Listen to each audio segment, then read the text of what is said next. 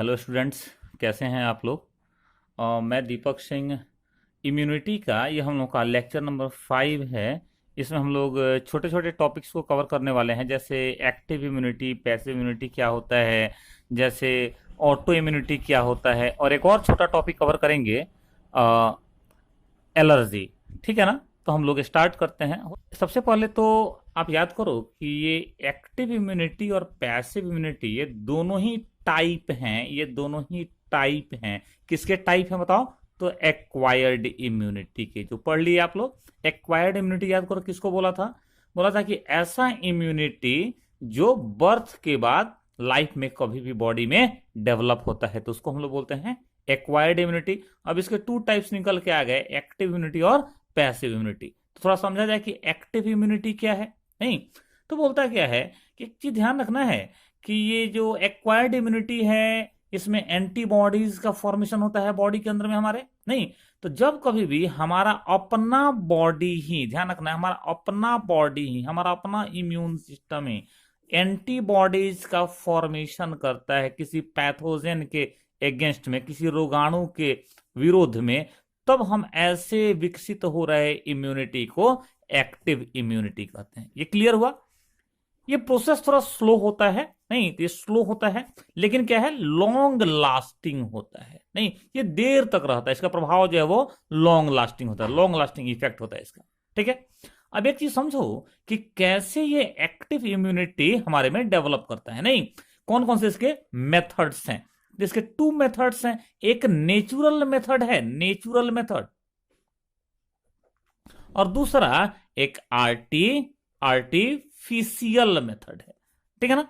Natural method क्या है? कहता है कि कई सारे ऐसे डिजीज हैं, जैसे हम लोग एग्जांपल में चिकन पॉक्स लिखे हैं, जिनके एक बार बॉडी में, जिनके पैथोजन के बॉडी में एपियर होने पर, मतलब इनके पैथोजन के बॉडी में इंटर करने पर हमारा अपना इम्यून सिस्टम क्या करने लगता है, उनके अगेंस्ट में एंटीबॉडीज का फॉर्मेशन करने लगता है। नहीं तो इस तरह से नेचुरली ही क्या हो जाता है, हमारे में इम्यूनिटी डेवलप हो जाता है, जिसको हम लोग एक्टिव इम्यूनिटी बोलते हैं। नहीं तो पहला मेथड हुआ जो नेचुरल मेथड है, हैविंग अ डिजीज, मतलब कोई डिजीज होने के कारण। ठीक है। दूसरा मेथड क्या है? वैक्सीनेशन। आर्टिफिशियल मेथड है ये, वैक्सीनेशन पे एक हम लोग अलग से कल वीडियो बनाने वाले हैं। नहीं तो ये क्या है? वैक्सीनेशन, टीकाकरण बोलते हैं। अगर हम लोग कोई वैक्सीन लगा लेते हैं, तो जिस भी डिजीज के लिए वैक्सीन लगाते हैं उसके अगेंस्ट हमको इम्यूनिटी मिल जाता है। नहीं जैसे पोलियो वैक्सीन बहुत ही पॉपुलर वैक्सीन है। ठीक है। जैसे बीसीजी का वैक्सीन है, कई सारे वैक्सीन है, इस पे हम लोग सेपरेट वीडियो बनाने वाले हैं। ठीक है ना। तो ये टू टाइप्स हो गए एक्टिव इम्यूनिटी बॉडी में डेवलप करने के। ठीक है। सेकंड जो है एक्वायर्ड इम्यूनिटी का टाइप, उसको हम लोग पैसिव इम्यूनिटी बोल रहे हैं। तो पैसिव इम्यूनिटी क्या है?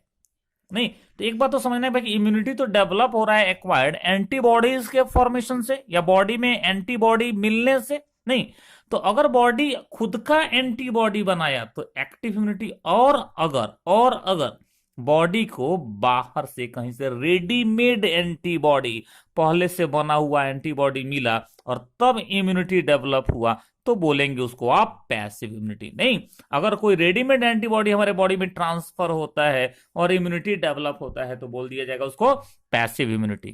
क्लियर हुआ? ये जैसे एक्टिव इम्यूनिटी टू मेथड से, दो मेथड से बॉडी में डेवलप हुआ था, ठीक वैसे ही पैसिव इम्यूनिटी भी दो मेथड से बॉडी में डेवलप होता है। ठीक है ना। यहां भी एक नेचुरल मेथड है। नहीं नेचुरल मेथड में क्या है, याद करो, आप पढ़े हुए हैं एंटीबॉडीज के बारे में। एक एंटीबॉडी होता है आईजीजी, याद है ना, स्मॉलेस्ट एंटीबॉडी है, सबसे ज्यादा मिलने वाला एंटीबॉडी है ब्लड में। नहीं तो आईजीजी, ये आईजीजी मदर के बॉडी से, जो मदर के यूटेरस में जो फीटस प्रेजेंट होता है, उसमें ट्रांसफर हो जाता है प्लासेंटा के थ्रू। तो जैसे ही ये फीटस में ट्रांसफर होगा एंटीबॉडी, फीटस में मतलब कि जो बेबी है मदर के यूटेरस में, उसमें क्या हो जाएगा, एक इम्यूनिटी डेवलप हो जाएगा। वो कौन सा इम्यूनिटी होगा? Passive immunity. क्यों होगा बताओ? क्योंकि एंटीबॉडी जो है उस फीटस का ना होकर किसका है? मदर का है। क्लियर हुआ ये? ठीक ऐसे ही मदर के मिल्क में, जो मदर का जो शुरू वाला जो मिल्क होता है, उसमें कोलेस्ट्रम होता है, येलो मिल्क कोलेस्ट्रम होता है। उस कोलेस्ट्रम में याद करो आप पढ़े हुए थे कि एक एंटीबॉडी मिलता है आईजीए। नहीं, तो जैसे ही कोलेस्ट्रम को लेता है इन्फेंट, छोटा बच्चा, शिशु, तो क्या होते हैं ये IgA एंटीबॉडी इन्फेंट में, मतलब छोटे बच्चों में, शिशुओं में ट्रांसफर हो जाते हैं और उसमें क्या होता है, इम्यूनिटी डेवलप हो जाता है। तो ये भी एक तरह का पैसिव इम्यूनिटी है, नहीं, लेकिन जो नेचुरल मेथड के द्वारा डेवलप हो रहा है, ठीक है ना। आर्टिफिशियल मेथड्स भी डेवलप किए गए हैं पैसिव इम्यूनिटी बूस्ट करने के लिए। सर्टेन टाइप के कुछ प्रकार के ट्रीटमेंट में आजकल हम लोग इनका यूज कर रहे हैं। जैसे आजकल एंटी टेटनस सीरम आया हुआ है। नहीं, टेटनस आपको पता ही है एक बैक्टीरियल डिजीज है, कई बार तो ये जानलेवा हो जाता है। तो टेटनस से बचने के लिए जो जो ऐसे बोलो कि जो वैक्सीन दिया जाता है, एक्चुअली उसमें एंटीबॉडी होता है, उसको हम लोग एंटी टेटनस सीरम बोलते हैं। नहीं, ऐसे ही आगे हम लोग को कैंसर कवर करना है, तो कैंसर के ट्रीटमेंट में आजकल हम लोग इम्यूनोथेरेपी यूज कर रहे हैं, और उस इम्यूनोथेरेपी में मोनोक्लोनल एंटीबॉडीज का यूज किया जाता है। बाहर से एंटीबॉडी कैंसर के पेशेंट को दिया जाता है। नहीं, एक नई बात, जैसे अभी जो कोरोना जो पैंडेमिक बोलो या महामारी जो फैली हुई है कोविड-19 वायरस के चलते, तो उसके ट्रीटमेंट के लिए प्लाज्मा थेरेपी का यूज किया जा रहा है। इस पे ध्यान दीजिएगा। अभी क्या बोला हूं, जो कोरोना पैंडेमिक या महामारी फैली हुई है कोविड-19 वायरस के चलते या कोरोना वायरस के चलते, उसके उपचार के लिए, ट्रीटमेंट के लिए प्लाज्मा थेरेपी का यूज किया जा रहा है, ठीक है ना। इस प्लाज्मा थेरेपी में कर क्या रहे हैं कि जो पेशेंट, जो रोगी, जो पहले से जो कोरोना का पेशेंट है, अगर वो ठीक हो जा रहा है तो उसके प्लाज्मा में, आपको याद है प्लाज्मा क्या है, ब्लड का फ्लूइड पार्ट है, नहीं, ब्लड का लिक्विड वाला पार्ट है। तो बोलता है कि उस प्लाज्मा में दो एंटीबॉडी IgG, ध्यान रखना है, IgG, और दूसरा IgM प्रेजेंट रह रहा है। नहीं, उस स्पेशल पैथोजन के अगेंस्ट बन रहा है। अब हम क्या कर रहे हैं कि जो पेशेंट रिकवर हुआ है, ठीक हुआ है, उसका प्लाज्मा ले रहे हैं, उसके प्लाज्मा से ये IgG और IgM लेकर के, और कहां क्या कर रहे हैं हम लोग, तो जो अभी भी जो इन्फेक्टेड लोग हैं उनमें ट्रांसफर करके उनको ठीक करने का कोशिश कर रहे हैं। इसको हम लोग प्लाज्मा थेरेपी कर रहे हैं, ठीक है। चलिए, ये तो हुआ एक्टिव इम्यूनिटी क्या है और पैसिव इम्यूनिटी क्या है।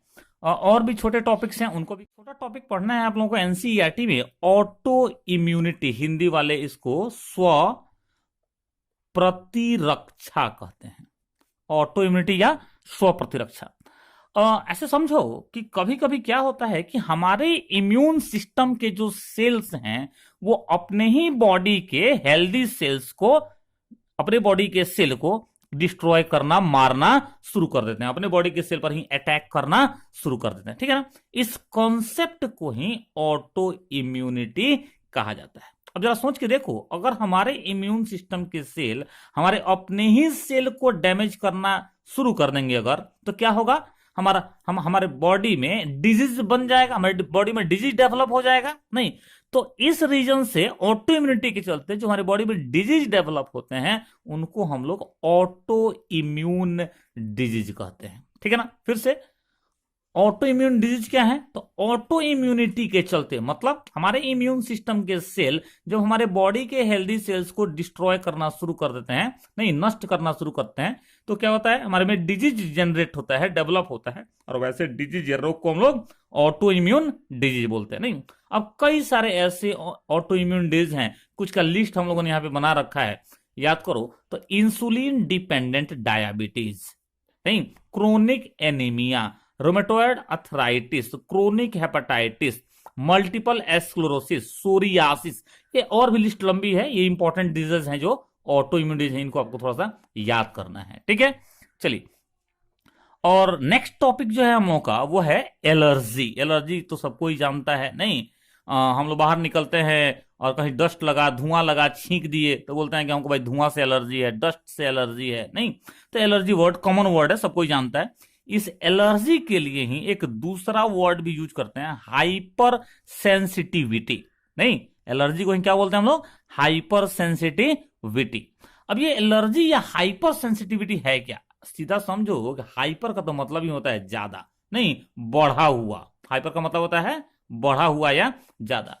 हमारे इन्वायरमेंट में जहां हम रहते हैं वहां पे हमारे इन्वायरमेंट में कई सारे ऐसे एंटीजेंस हैं। एंटीजन मतलब बाहरी पदार्थ, फॉरेन सब्सटेंस, बैक्टीरिया, वायरस, नहीं प्रोटोजोआ, ऐसे तो कई सारे ऐसे एंटीजेंस हैं या कई सारे दूसरे केमिकल्स भी, ऐसे ऐसे एंटीजेंस हैं जो हमारे बॉडी में जब इंटर करते हैं तो हमारा अपना इम्यून सिस्टम एक एग्रेसिव रिस्पॉन्स दिखाता है, एक बढ़ा हुआ रिस्पॉन्स दिखाता है, नहीं तब हम ऐसे बढ़े हुए रिस्पॉन्स को क्या बोलने लगते हैं, एलर्जी बोलने लगते हैं, ठीक है ना। अब वो सारे सबस्टांस, वो सारे एंटीजेंस जिनके चलते एलर्जी होता है उनको हम लोग एलर्जेन बोलते हैं। उनको क्या बोलते हैं हम लोग, एलर्जेन। जैसे अभी बोला था कि कोई बोलता है कि भाई हमको डस्ट से एलर्जी है, तो डस्ट क्या हो गया, डस्ट हो गया एलर्जन। तो डस्ट एलर्जन हो सकता है। पोलन ग्रेन्स जो होते हैं, जो फूलों से जो पराग कण या पोलन निकलते हैं, वो भी कई बार क्या होते हैं, एलर्जन होते हैं, ठीक है ना। आपको आपको बताने वाले हैं या आपको बताएंगे हम कि कैसे जो है अपने यहाँ पार्थेनियम जो ग्रास है, कैरेट ग्रास बोलते हैं उसको, उसके पोलन ग्रेन से एलर्जी होता है, ठीक है ना। फर, छोटे छोटे जो हेयर लाइक स्ट्रक्चर्स होते हैं कई सारे ऑर्गेनिम्स के बॉडी पे, उनसे भी क्या होता है, एलर्जी होता है। कई बार तो हम ड्रग खाते हैं और बोलते हैं कि ड्रग रिएक्शन हो गया, एक्चुअली क्या है, वो एलर्जी है। कई बार कुछ फूड के चलते भी क्या हो जाता है, एलर्जी होता है। तो ये सारे किसके एग्जाम्पल हो गए, ये सारे एलर्जेंस के एग्जाम्पल हो गए। क्लियर हुआ ये। अब जरा समझना, अभी जो एलर्जी होता है तो उसमें हमारी बॉडी के अंदर क्या चलता है, तो अब बताएंगे कि हमारे बॉडी के अंदर, याद करो, मास्ट सेल्स होते हैं, नहीं, और ये मास्ट सेल्स क्या करते हैं कि हिस्टामिन, याद रखना है आपको, क्वेश्चन पूछा गया है, हिस्टामिन और सेरोटोनिन, इन केमिकल्स का सिक्रेशन करते हैं, इन केमिकल्स को रिलीज करते हैं। तो आपसे क्वेश्चन पूछा जाएगा एलर्जी के टाइम में कौन से केमिकल्स रिलीज होते हैं, आप बताएंगे हिस्टामिन और सेरोटोनिन रिलीज होते हैं। कौन रिलीज करता है, आप बोलेंगे मास्ट सेल्स रिलीज करते हैं, ठीक है ये बात। एक और चीज, एलर्जी के समय में कौन से एंटीबॉडीज का प्रोडक्शन ज्यादा होता है, कौन से एंटीबॉडी ज्यादा एक्टिव रहते हैं, तो आप बोलेंगे कि आईजीई जो एंटीबॉडीज हैं वो क्या होते हैं, उनका प्रोडक्शन बढ़ जाता है, वो ज्यादा एक्टिव हो जाते हैं, ठीक है। तो ये सारे पूछे जाने वाले क्वेश्चन हैं। एलर्जी में होता क्या है, सिम्टम्स क्या क्या हैं एलर्जी के, नहीं तो सिंपल समझो। एक तो बताया हूं आपको कि छींक आती है, स्नीजिंग बोलते हैं इसको, छींक आती है। वाटरी आईज, आंख जो है वो लाल हो जाता है, आंख से पानी निकलना शुरू हो जाता है। रनिंग नोज, नाकों से जो है, नाक से जो है वो वाटर निकलना या म्यूकस निकलना शुरू हो जाता है, नहीं तो running nose. Difficulty in breathing, सांस लेने में क्या होता है, तकलीफ होती है, difficulty in breathing. Rash on skin, skin पर जो है छोटे छोटे लाल लाल दाने जैसे निकल जाते हैं। तो ये सारे किसके सिम्टम्स हो गए, ये सबके सब एलर्जी के सिम्टम्स हैं, ठीक है ना। ट्रीटमेंट में क्या करते हैं हम लोग, तो ऐसे समझो कि अगर हिस्टामिन के रिलीज होने से एलर्जी हो रहा है तो एंटी हिस्टामिन ड्रग्स, ये ट्रीटमेंट में हम लोग कौन कौन से टाइप का ड्रग्स यूज करते हैं, तो एंटी हिस्टामिन एड्रीनालिन का यूज करते हैं, स्टेरॉइड्स का यूज करते हैं, ठीक है ना। एक और चीज ध्यान रखना है कि आपसे क्वेश्चन पूछेगा कि एलर्जी का सबसे कॉमन जो मैनिफेस्टेशन है वो कौन सा है, एग्जाम्पल कौन सा है, आप बोलेंगे अस्थमा, नहीं अस्थमा जो सांस का रोग है, रेस्पिरेटरी डिसऑर्डर है, वो भी किसके चलते होता है, एलर्जी के चलते होता है, ठीक है ना। तो आज हम लोग आज के वीडियो में या आज के लेक्चर में हम लोग कुछ छोटा टॉपिक कवर किए, जैसे active immunity, passive immunity, auto immunity, allergy, ठीक है। नेक्स्ट वीडियो में हम लोग वैक्सीनेशन और इम्यूनाइजेशन का डिस्कशन करेंगे। एक बात आज आप लोगों से दो बात कहनी है। एक तो अभी भी कई सारे स्टूडेंट्स हैं जिनका नंबर मेरे पास नहीं है और वो लोग अपना नंबर सेंड भी नहीं कर रहे हैं, अब बता भी नहीं रहे हैं। तो आप लोगों से रिक्वेस्ट है कि जो भी आपके फ्रेंड अपने यहाँ हैं, अपने यहाँ पढ़ते हैं, तो उनसे थोड़ा सा जुड़ने का कोशिश करिए, उनका छूट रहा है आप नहीं टॉपिक, और फिर हम लोग आगे नया भी स्टार्ट करने वाले हैं चैप्टर। तो आप कोशिश करिए कि उनको इन्फॉर्म कर दीजिए, वो अपना कोई व्हाट्सएप नंबर और बैच टाइम नाम हमको मैसेज कर दें नंबर पे। नंबर तो कई बार आप लोगों को बताया या आपको पता भी है, 9939095246, ठीक है ना। इसमें मैसेज करें ताकि उनको भी क्या कर दिया जाए, ग्रुप में ऐड कर दिया जाए। और दूसरी बात जो है, अभी जो बीमारी है बाबू कोरोना, वो अब तेजी से फैल रहा है, स्प्रेड हो रहा है, नहीं अब तो हम लोग जिस जिले में हैं वहां भी पेशेंट आने शुरू हो गए हैं और कई सारे नए पेशेंट्स की संभावना बन गई है। अभी रिपोर्ट आया नहीं है उनका। तो अब बेहतर है कि लॉकडाउन का पूरा पूरा पालन किया जाए, घर में रहा जाए। बेहतर है कि कम से कम में काम चला लिया जाए, बाहर कम से कम निकला जाए, ठीक है ना, ताकि ये डिजीज पहुंचे नहीं घर तक, या बोलो कि अपने अपने समाज तक। नहीं तो फिर इसके परिणाम तो बहुत बुरे होने वाले हैं, इसका तो हम लोग अभी कल्पना भी नहीं कर पा रहे हैं, इतना हम लोग आराम में रह रहे हैं। तो आप लोग इसका भी ध्यान रखिए, पढ़ाई जो है घर में रह के करिए ठीक से। चलिए फिर नेक्स्ट वीडियो में मिलते हैं।